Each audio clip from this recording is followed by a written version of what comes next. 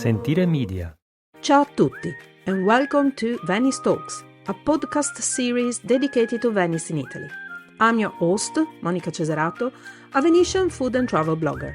Join me as I share my insider knowledge to help you explore Venice at 360 degrees. In this weekly podcast, we'll dive into the heart of a city, uncovering hidden stories and connecting with the people who make Venice unique. The artisans, the writers, the fashion designers, the bloggers, the journalists, and more. Let's break free from cliché and discover the true essence of Venice, not just the monuments, but the vibrant people, the Venetians. Experience Venice the right sustainable way. You can find me on my blog at www.monicacesarato.com and across all social media platforms. Enjoy the episode and let's journey through Venice together.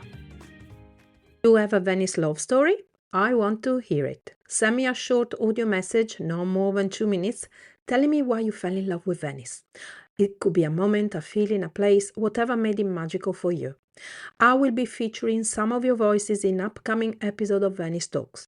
You can send your clip via WhatsApp or email at info@monicacesarato.com. Let your love for Venice be heard. Welcome back to Venice Talks, Season 3, Episode 16.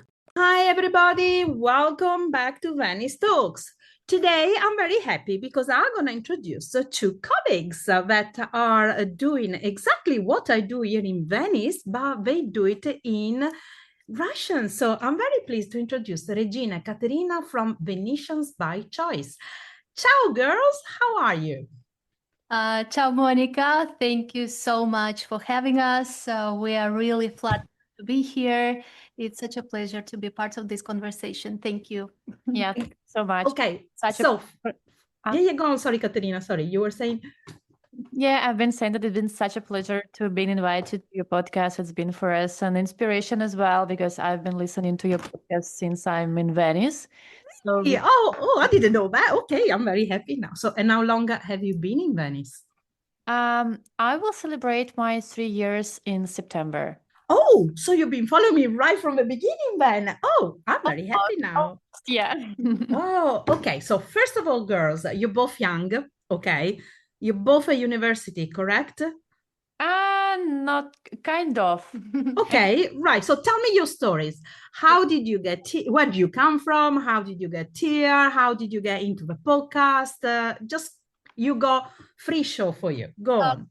Okay, Monica. Hi, I'm Regina. I'm originally from Kazakhstan. I've living in Venice for several years now, about 10 years already. So I'm an architect by training, and I'm working as a tour leader, podcaster, freelance journalist, mainly focused on art, architecture, live in Venice and stuff. And I'm already for a long time here. So I've been a student in Venice, but anymore. Wow. Okay. And what about you, Katerina? Yeah, so I came to Venice almost 3 years ago, and I came to get my second master's degree. So I've already been working for many, many years as a project management manager in international events and international organizations. So I've been thinking to change my career slightly, not maybe slightly, but towards arts. I went to Ca Foscari to get this second master's in economics and management of arts and culture. That I'm almost finished. Okay. But still have to write my thesis, but now working in newly opened art institution, San Marco Art Center on Piazza San Marco. Doing podcast, living in with my dog named Brodsky. Yeah, I saw his Instagram account. And where do you come from? Sorry, I'm from Russia. Okay. Born in St. Petersburg, grew up in Vladivostok, in a small city in between China, Korea, and Japan. Okay. You mentioned Korea. I'm already happy. I love Korea. I love it, and I so miss Korean food, and so happy that somewhere in Mestre you can find some good Korean restaurants. Yeah, there's one in Venice as well that is not so bad, but I got to say the one in Mestre are better.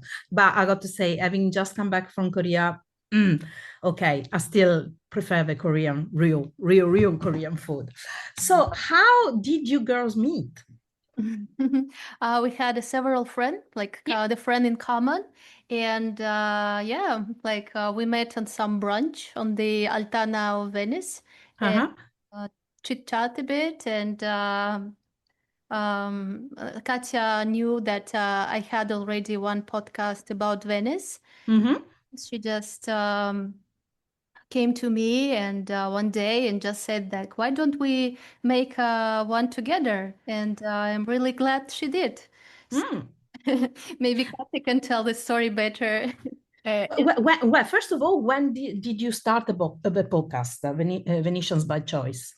But by the way, I love the title. I really love the title of a podcast, Venetians by Choice, because I always say, you're not just Venetian by birth. It's even harder when you are by choice, because Venice is not an easy city, and to choose to live there is not easy. So thank you. Una città particolare, as you usually say. Yeah, very peculiar. Yeah, definitely. Yeah, so it was a funny story actually, because I've been thinking about launching a podcast with my brother and his wife, and we want to make it on friendship, a topic that is quite relevant for everybody, I think, even after 30, because it's been changing at the time. And so I've been started thinking about it. We've started to look for a studio, and when we've been set, I've started to think that when I came to Venice, I was so lacking a source.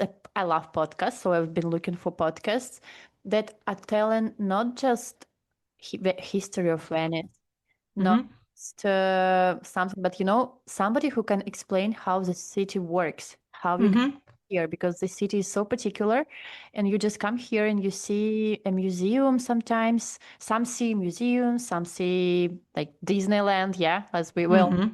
Not a Disneyland, but anyway, and you just don't know how to live here. Like, what are the rules of the city? What locals do? What so on. So, I had this idea. And then when we've been set up for another podcast, I was thinking, no, this idea literally needs to be implemented. And so I literally heard that Regina made a podcast. Actually, it's named Prosecco FM. Okay, like that. Okay. Yeah, another nice title. So I went to her and said, okay, let's do it together. We have different background. You moved here almost 10 years ago. I'm kind of a newcomer in 2 years. So in the full title of our podcast is Venetians by Choice and by Occasion. Okay. Yeah, because on Instagram and it's Venetians by Choice because it's too long. But the idea is to show how people with different purposes and in different situations actually find themselves in Venice. And so Regina is Venetian by choice. She came here to study. I'm mostly by occasion because I have never dreamed about living in Venice. I have not planned to live abroad. So my way started in 2022 with some well-known events worldwide, I would say.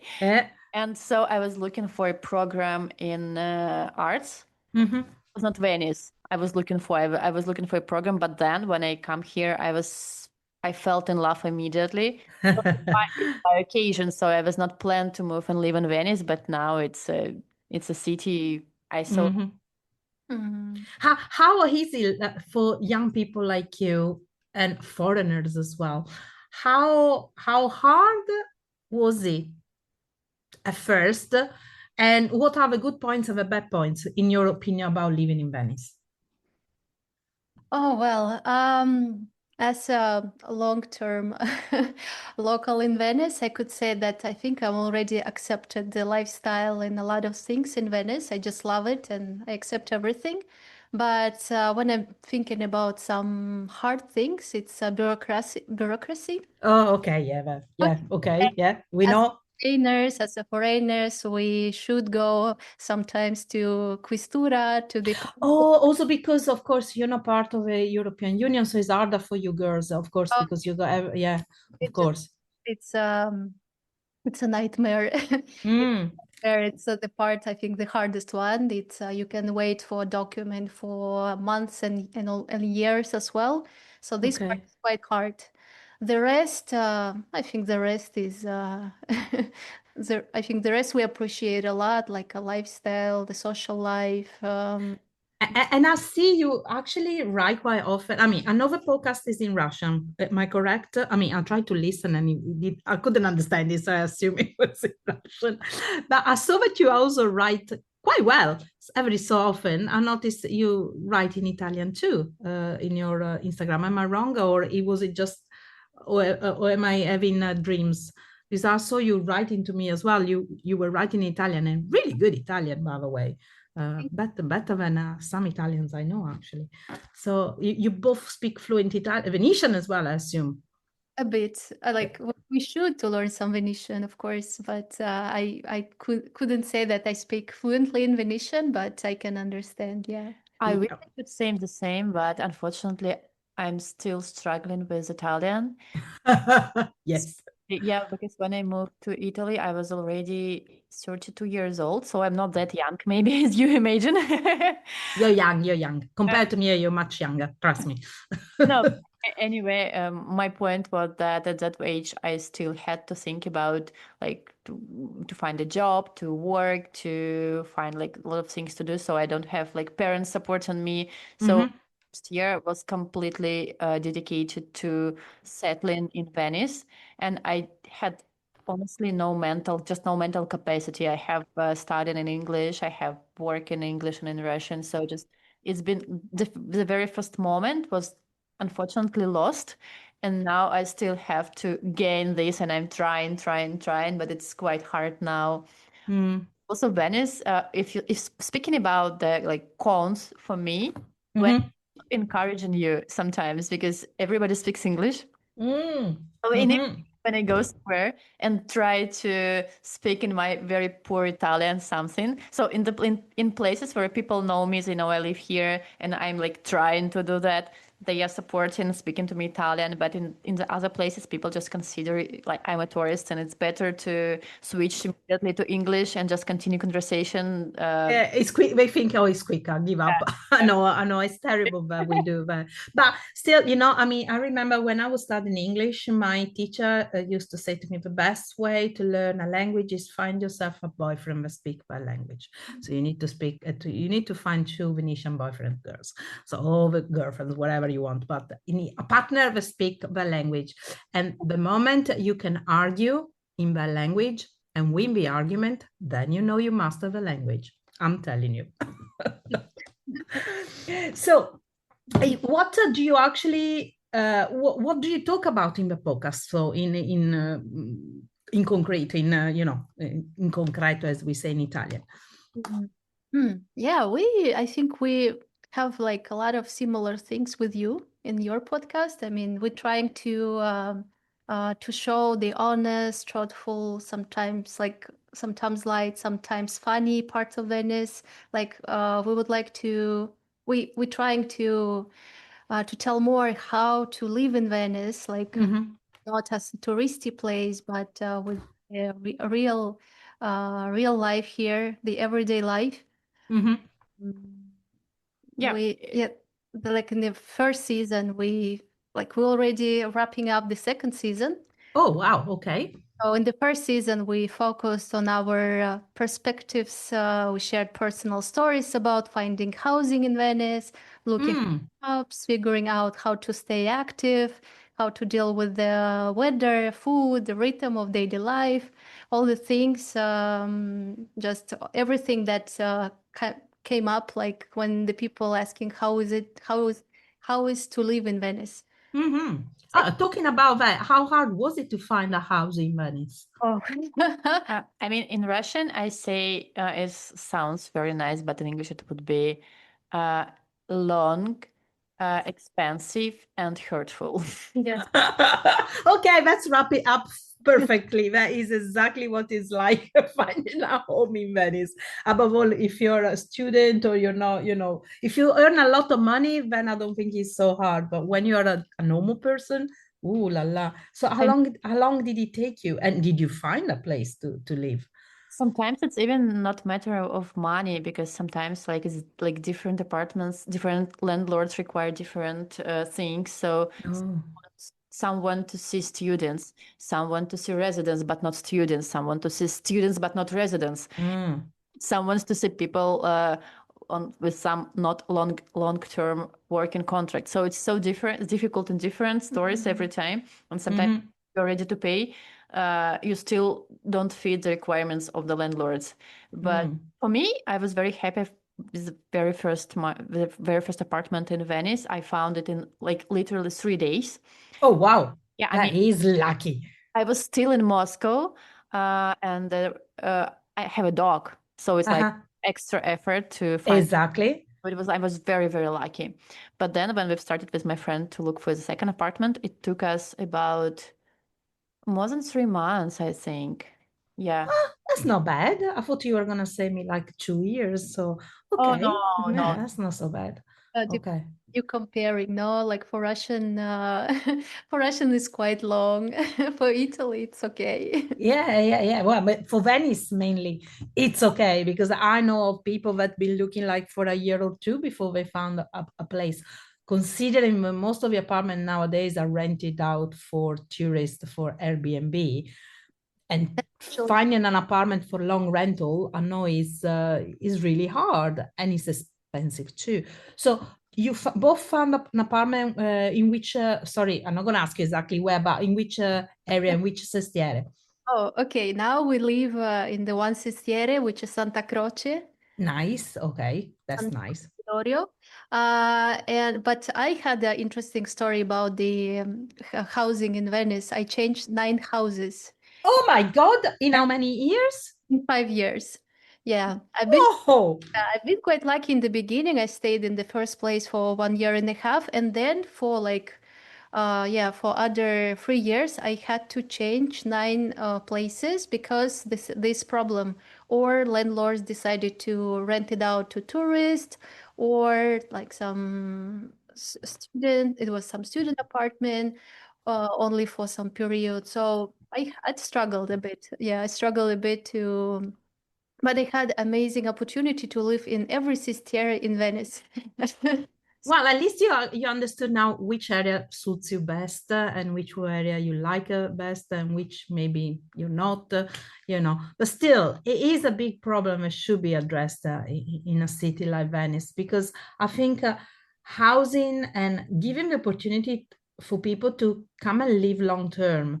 It means also people could come and work that are not related to tourism because at the moment, unless you work in tourism, that's it. I mean, and people cannot come and live.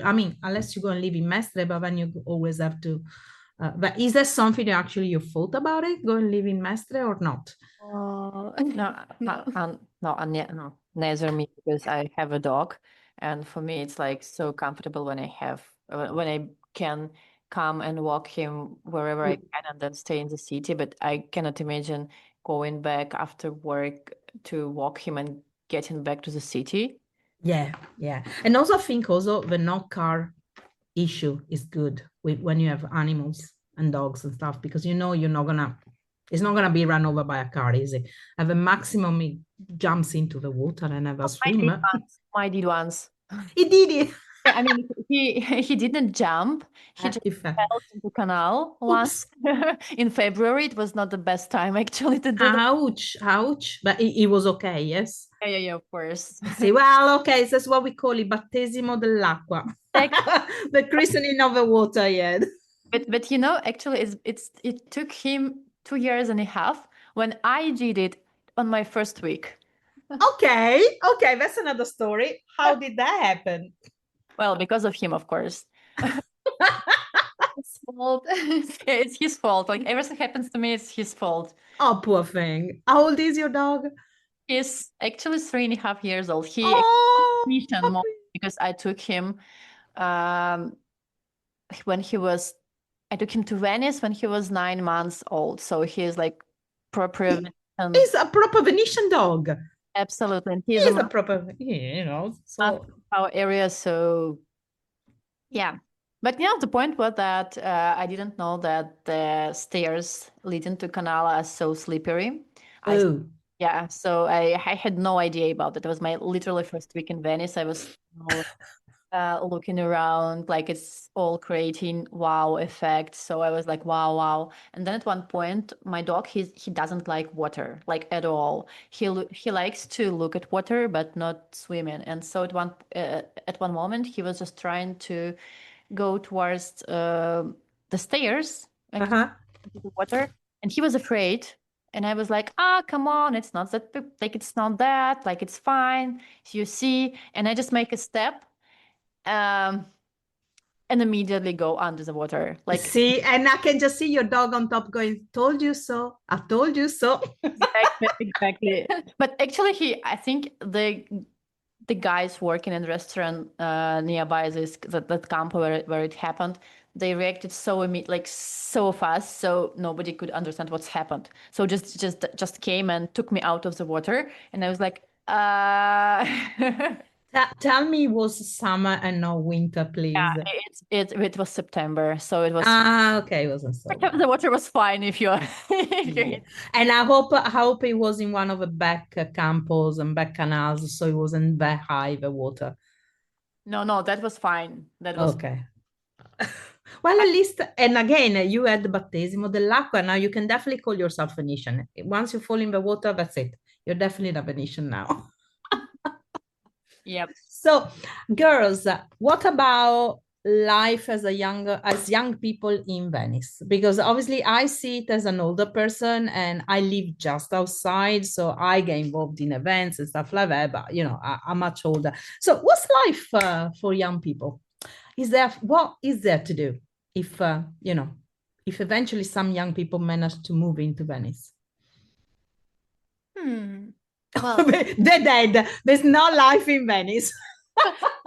yeah, when I moved here, I've been 25 years old, and in that moment, I suffer a bit the absence of dancing clubs, like absence of places where you can hang out, like pub, like the places for like young people where you can hang out till the late night.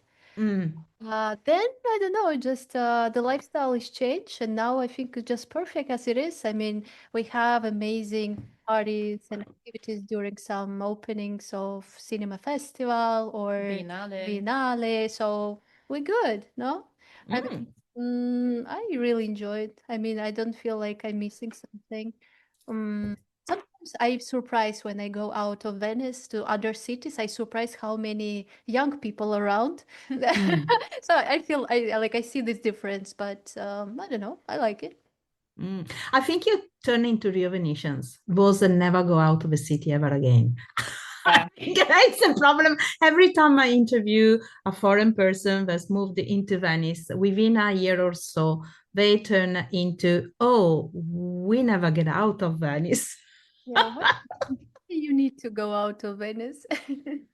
But it's really funny because I think it's a charm, but at the same time, it's a bit scary when Venice does that to people.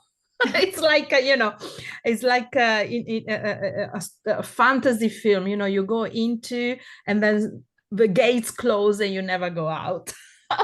But it's true that there aren't that many young people. But at the same time, we do have aperitif, have we? But yeah, that's true. But that's what I got to use maybe after 1 year living here, because we have quite different habits in Russia, for example. Well, you do drink like we do, don't you? Yeah, but the order of things is different. Okay, as in? So, for example, you usually go to have dinner first, and then you go for drinks. And Oh, we go before, during, and after.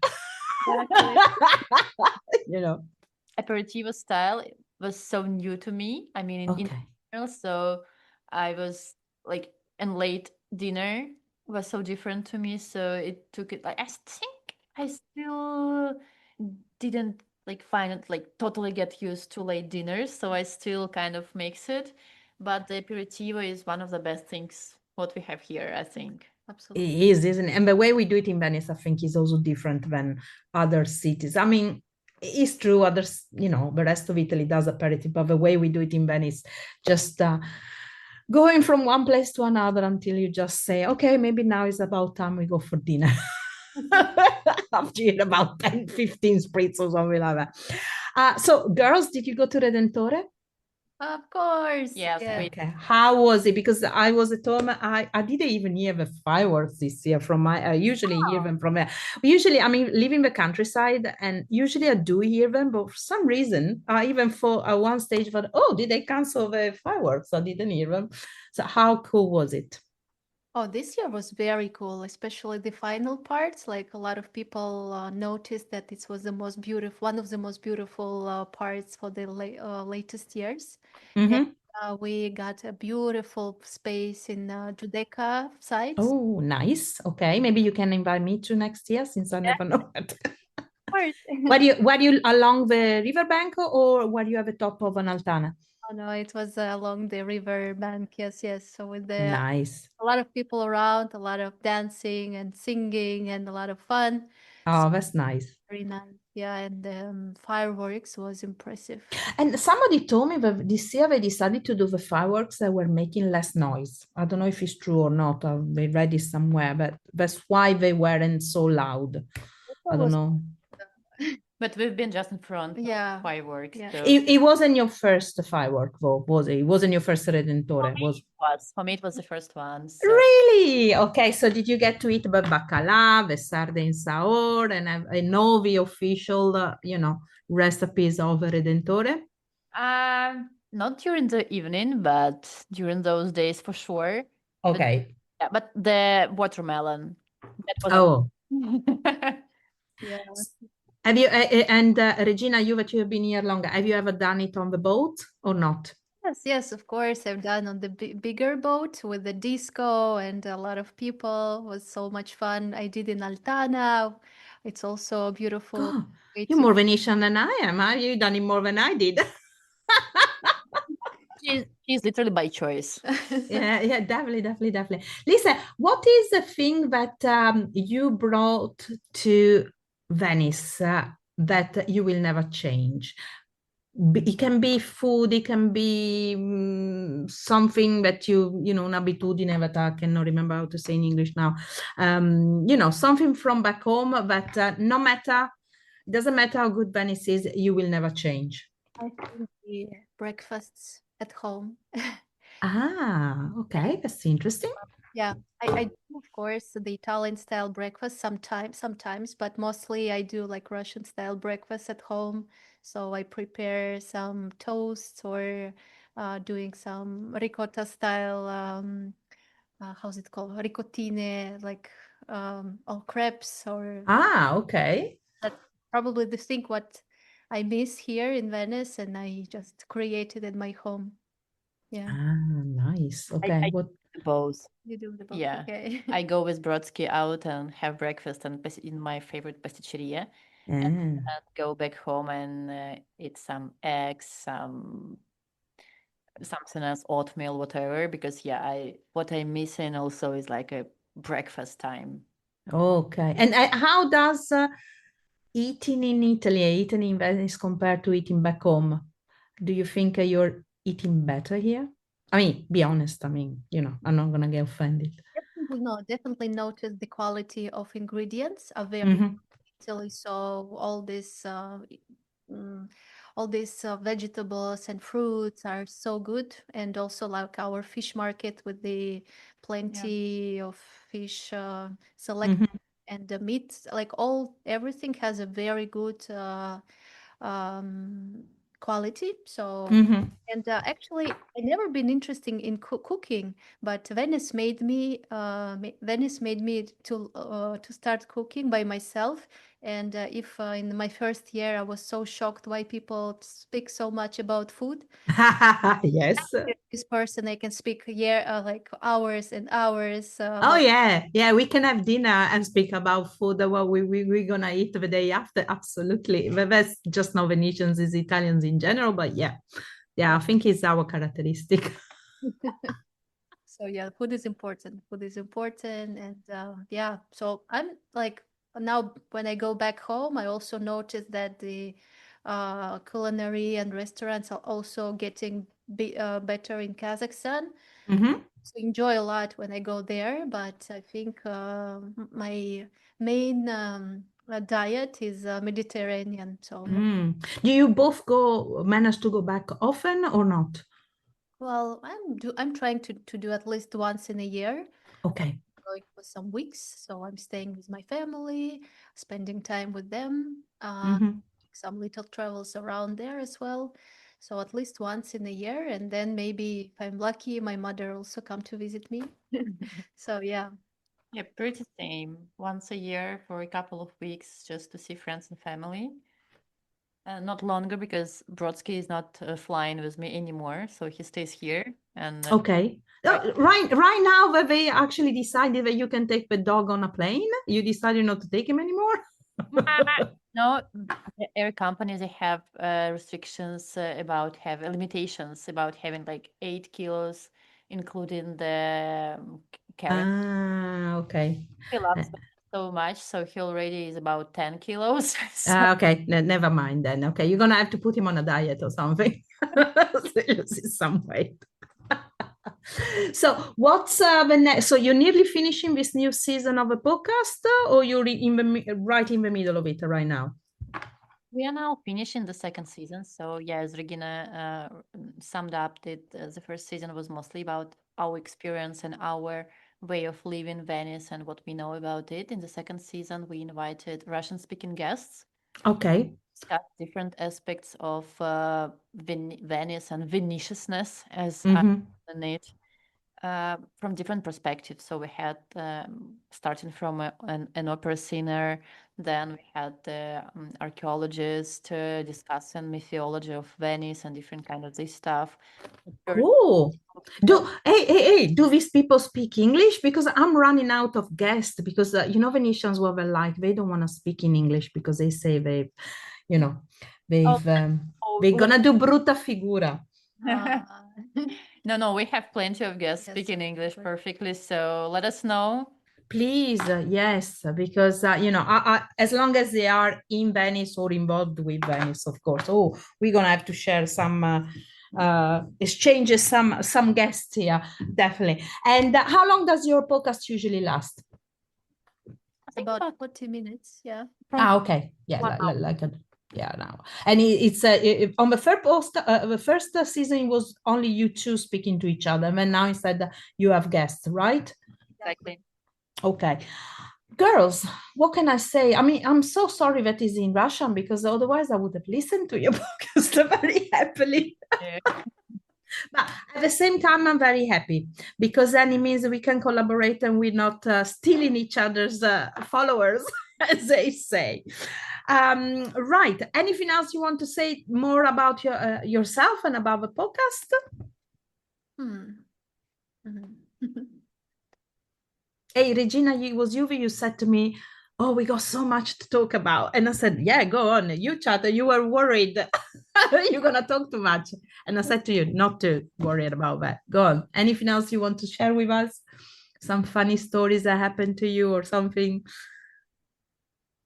Yeah, like we actually, I think like we're running about 1 year for now. Mm-hmm.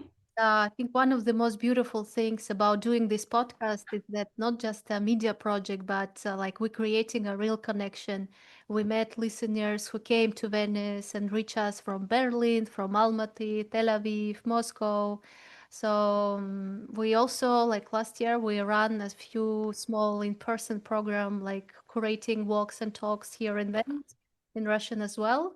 So Oh, cool. Yeah, we like it so much. And I really enjoy like how our network is growing up. So even I live already for a for a long time in Venice, but I'm every day I'm like meeting new Russian speaking people.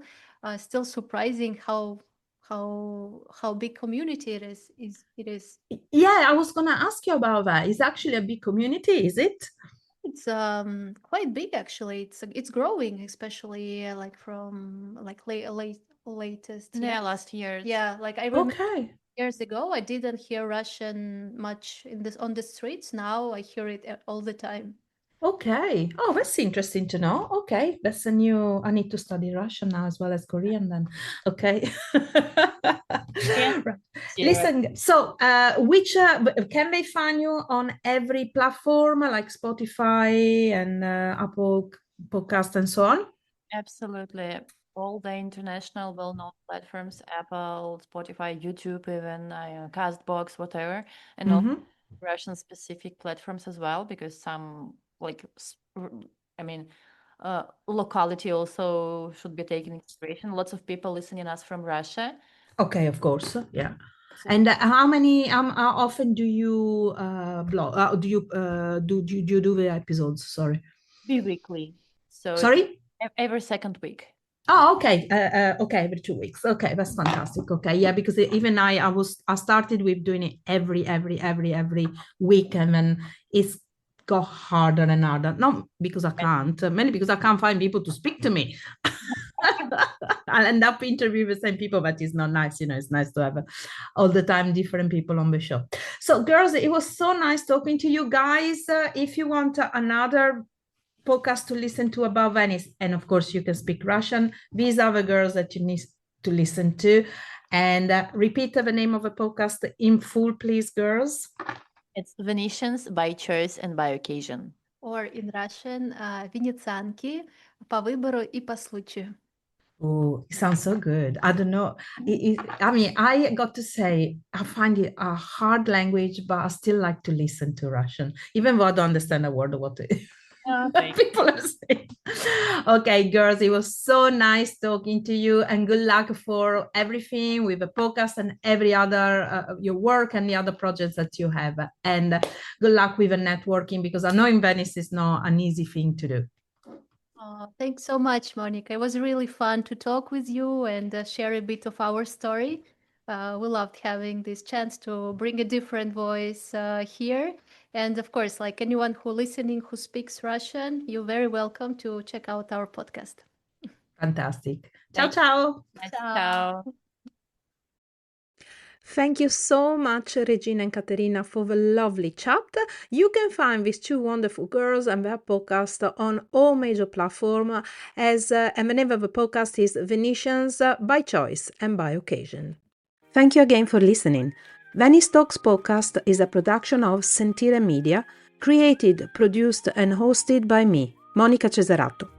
Follow Venice Talks wherever you get your podcast, and if you want to book a food tour or a cooking experience with me, you can find me over at www.monicacesarato.com and on all social medias with the handle @monicacesarato, where you can follow my adventures around Venice. And don't forget, if you love this episode, please rate it and leave a review. It's very much appreciated.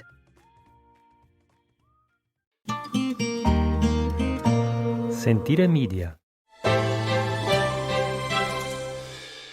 Hey, podcast producers and show hosts. Do you want to join a podcast network that celebrates all things Italian? At Sentire Media, we understand the allure of Italy and its unique culture. Our devoted team of hosts and producers are all driven by their shared passion for Italy. And we work tirelessly to create the best lifestyle podcasts and content that will whisk you away to the very heart of Italy. With us, you can savor the mouth-watering flavors, get lost in the stories from the past, break down the cultural barriers, and truly immerse yourself in the vibrant traditions of this intoxicating country. If you have a great podcast idea or are already in production and would like to join Sentire Media, head over to sentiremedia.com, that's SENTIRE media.com, and find out how to submit your show.